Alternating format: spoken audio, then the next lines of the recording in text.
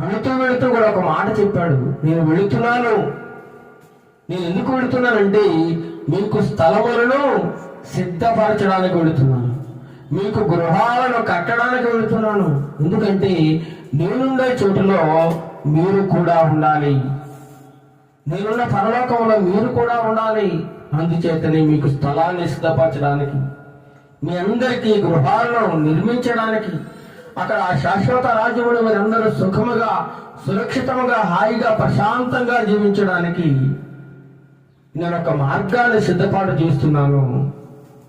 ఆ మార్గము పూర్తి చేసి మరలా రెండవ రాకడలో మీ మధ్యకు ఏ విధంగా అయితే ఆరోహణమై వెళుతున్నానో అదే విధముగా తిరిగి భూమి మీదకి రాబోతున్నానని యేసుక్రీస్తు ప్రభు వారు సెలవిచ్చారన్నమాట.